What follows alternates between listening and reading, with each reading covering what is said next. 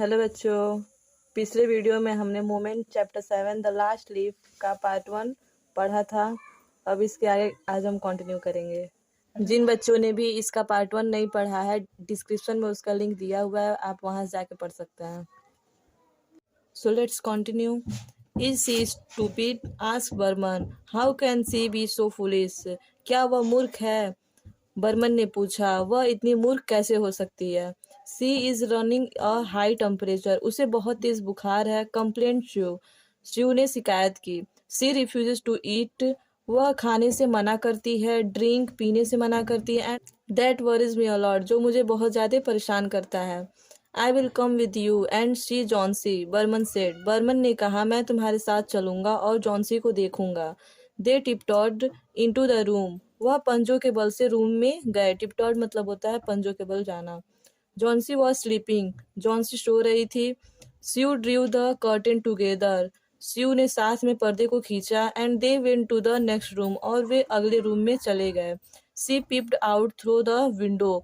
वह खिड़की से झांके।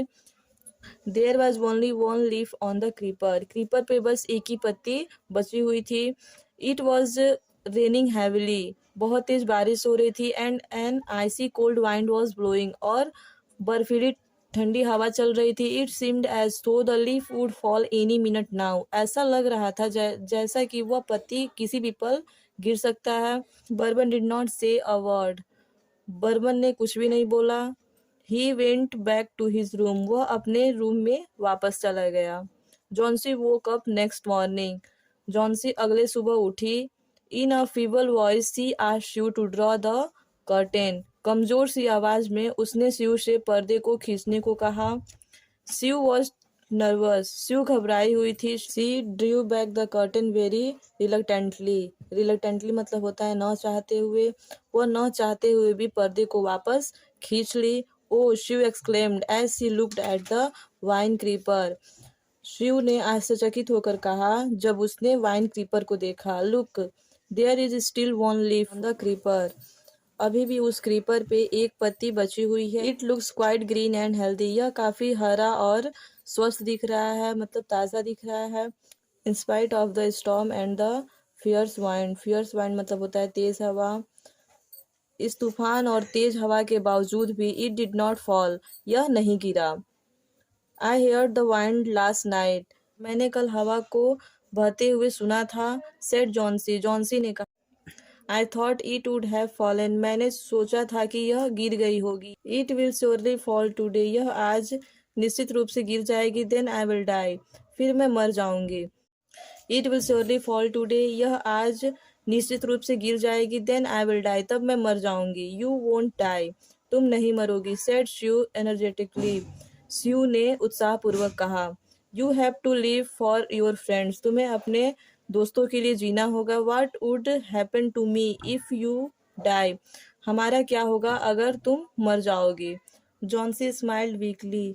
जॉन्सी थोड़ा सा मुस्कुराई। And closed her eyes. और अपनी आंखें बंद कर ली। After every hour. हर एक घंटे के बाद। और so she would look out of the window. वह अपने खिड़की के बाहर देखती थी। And find the leaf still there. और पाती थी कि वह पत्ती अभी भी वही थी। It seem to be clinging to the creeper. ऐसा लगता था कि वह पत्ती उस क्रीपर से चिपक गई हो। In the evening. शाम को। There was another storm but the leaf did not fall. शाम को एक और तूफान आया लेकिन वह पत्ती नहीं गिरी। जॉन्सी ले for a long time looking at the leaf. Johnsy लंबे समय तक उस पत्ती को देखती हुई अपने बेड पर लेटी रही। Then she called out to Sue. फिर उसको स्यू ने बुलाया।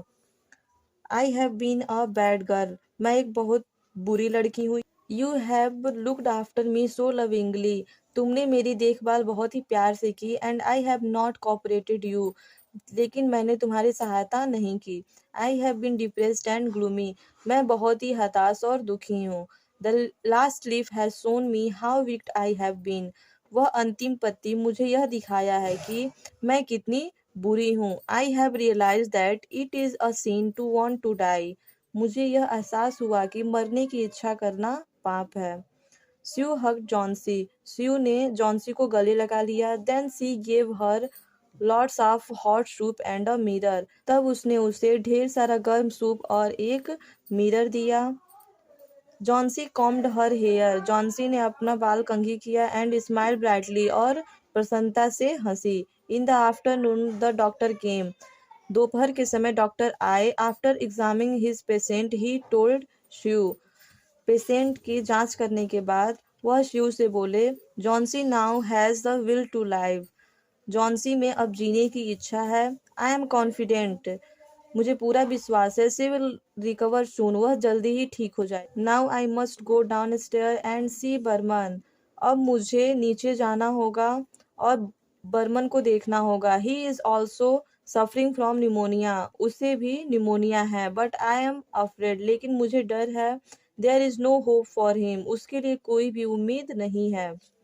The next morning Sue came and sat on the Johnsy's bed.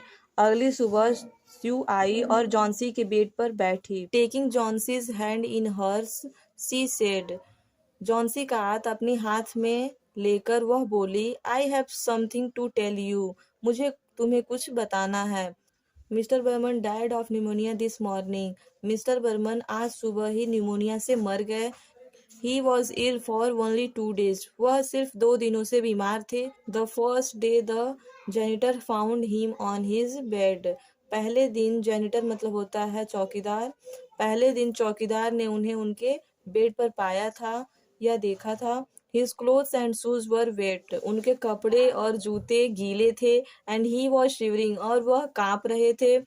He had been out in that stormy night. वह उस तूफानी रात में बाहर थे।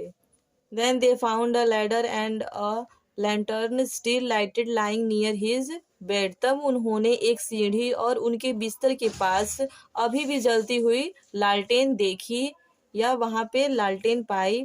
There was also some brushes and green and yellow paints on the floor near the ladder. फर्श पर सीढ़ी के पास कुछ ब्रशेस और ग्रीन और येलो कलर की पेंट्स पड़ी हुई थी। Johnsy dear said श्यू। श्यू ने बोला, Johnsy look out of the window. खिड़की के बाहर देखो। Look at the ivy leaf. उस आइवी पत्ती को देखो। Haven't you wandered. क्या तुम्हें आश्चर्य नहीं हुआ? Why it does not Flutter when the winds blow. जब हवा चलती थी तो यह पत्ती क्यों नहीं फड़फड़ाती थी या हिलती थी?